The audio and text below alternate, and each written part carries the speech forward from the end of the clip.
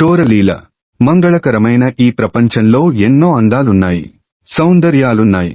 కాని కొందరికి అందంగా తోచేవి మరికొందరికి వికారంగా కనిపిస్తాయి. ఈ భేదాలన్నీ చూచే వారి మనోస్థాయిని బట్టి ఉంటాయి.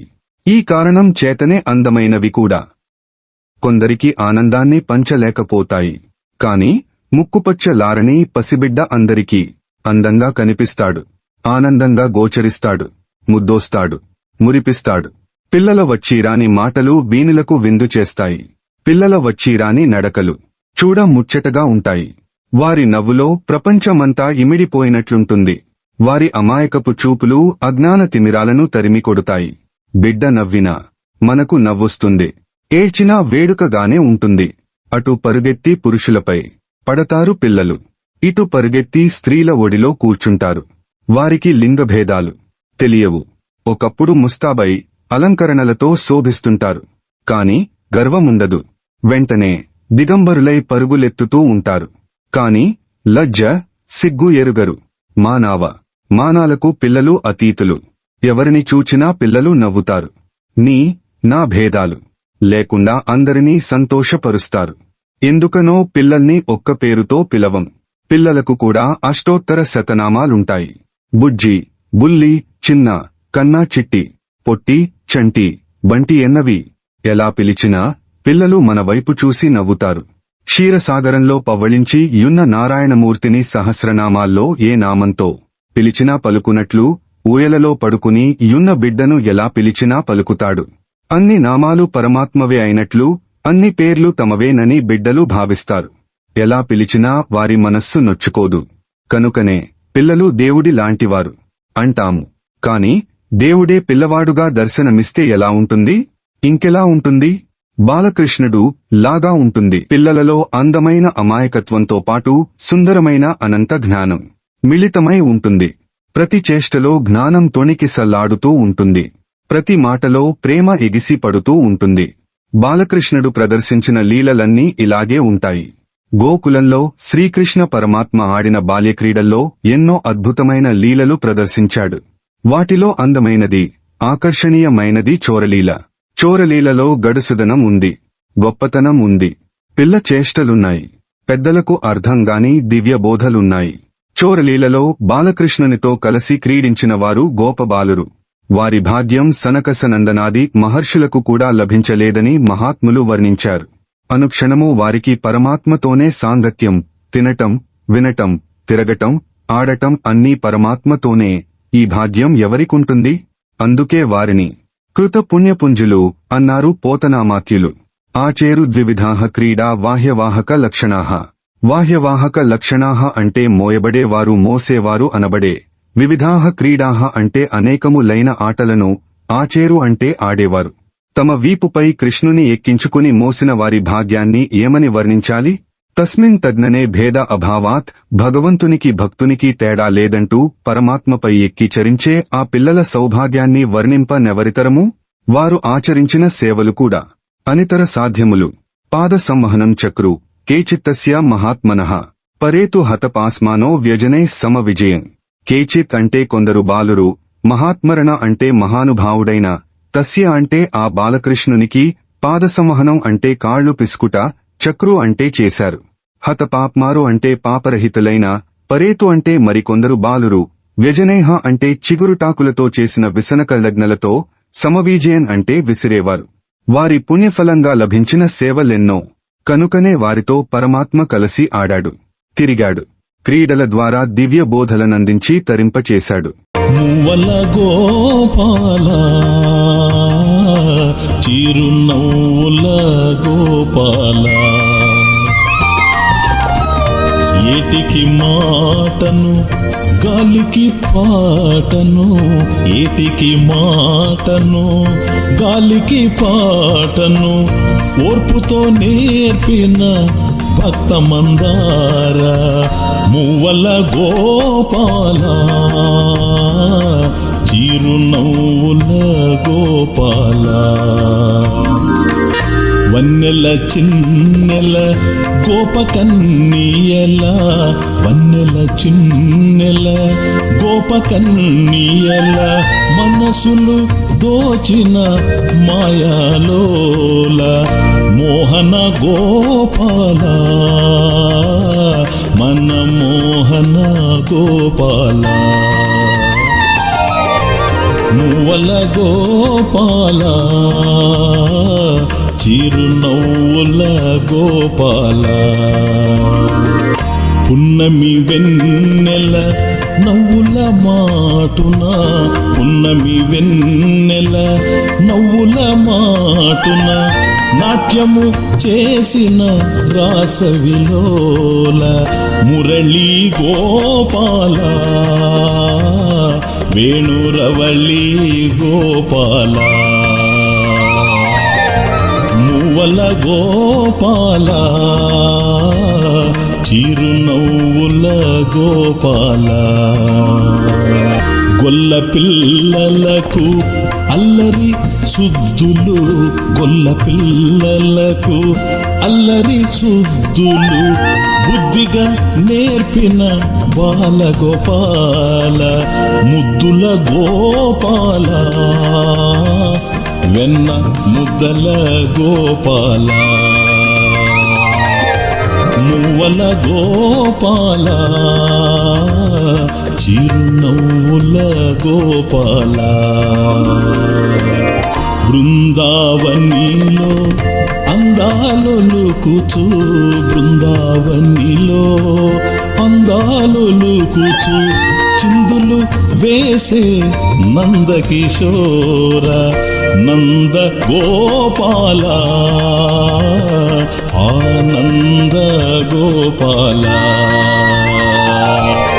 మువ్వల గోపాల చిరునవ్వుల గోపాల ఏటికి మాటను గాలికి పాటను ఏటికి మాటను గాలికి పాటను ఓర్పుతో నేర్పిన భక్త మందార మువ్వల గోపాల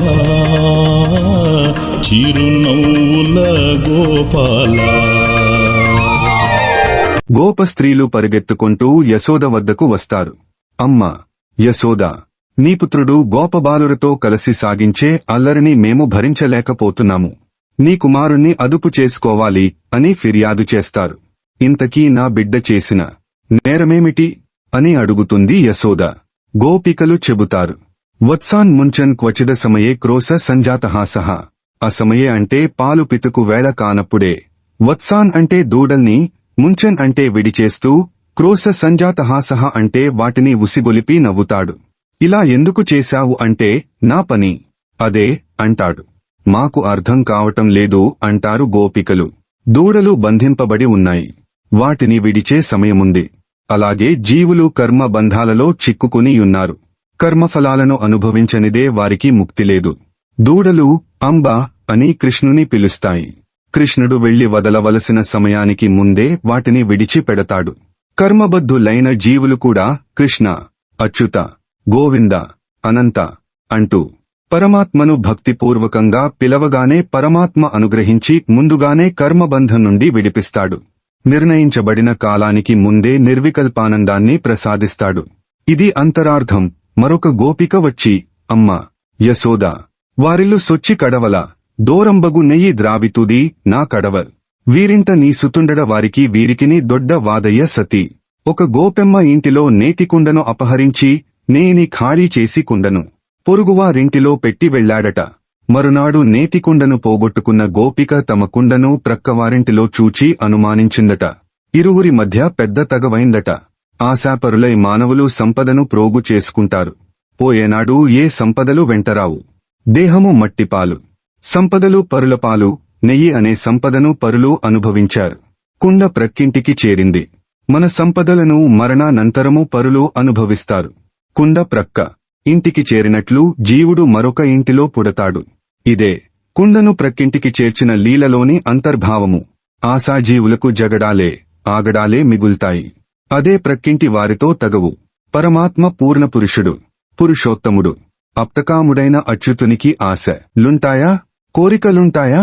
ఏదైనా లేకపోతే దానిపై కోరిక కలుగుతుంది. ఉన్నది సరిపోకపోతే ఆశ జనిస్తుంది. పరమాత్మకు లేనిదేముంది? అనంతునికి అవసరాలేముంటాయి? తనది కాని దానిని అపహరించేవాడు చోరుడు. శ్రీకృష్ణుడు చోరుడెలా అవుతాడు? ఆయన కంటే వేరుగా ఏముంది? ఆయన కంటే శ్రేష్టమైనదేముంది? మత్తః పరతరం నాణ్యత్ కించిదస్తి ధనంజయ. అర్జున, నాకంటే శ్రేష్టమైనది మరొకటి లేదు, నాకన్నా వేరుగా ఏదీ ఉండదు అని గీతలో భగవానువాచ.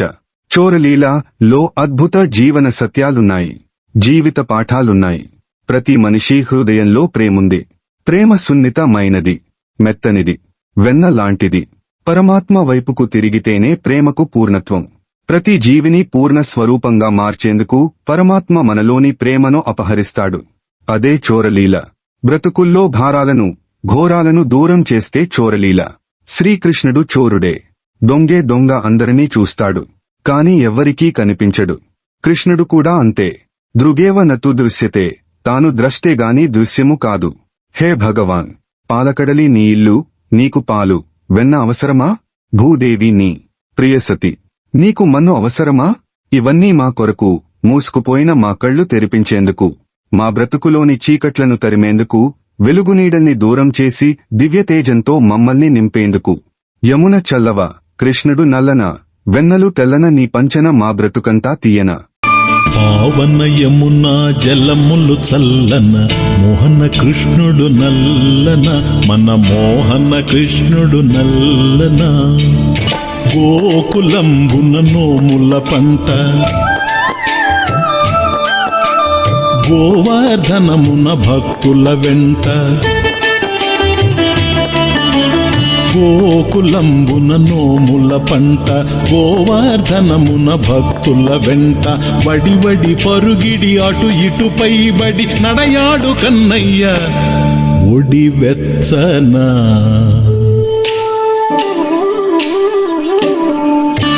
రేపల్లెపురమున గోకుల చంద్రుడు, బృందావనమున గోపీరమణుడు. రేపల్లెపురమున గోకుల చంద్రుడు, బృందావనమున గోపీరమణుడు. తరుణుల పట్టి తరువులు చుట్టి విహరించిన బృందావని పచ్చన. క్షీరసాగర శయనా, క్షీరమే నీకు కావలెనా? వేదము కదిలిన నోటికి కన్నలు మన్నులు కావలెనా? క్షీరసాగర శయనా, క్షీరమి నీకు కావలెనా? వేదము కదిలిన నోటికి వెన్నలు మన్నులు కావలెనా? పాలకడలిలో వెన్న కుండలలో, పాలకడలిలో వెన్న కుండలలో ఉన్నది ప్రేమే తెల్లనా? తేనెల కన్నా తీయనా?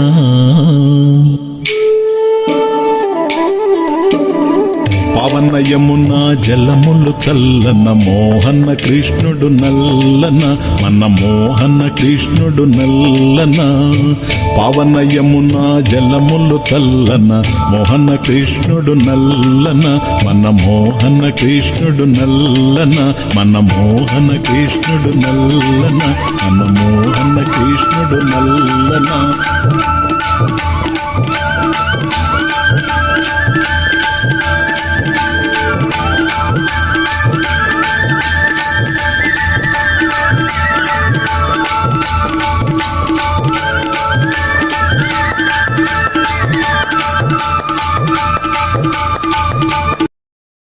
చోరలీల ఒక దివ్యలీల, వికారాన్ని తొలగించి బ్రతుకులో సౌందర్యాన్ని ప్రసాదించే ఆనందలీల, అమృతానంద లీల.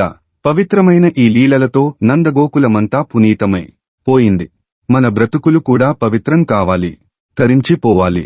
దానికి ఒక్కటే మార్గం, వెన్నను వెన్నునికి సమర్పించటమే.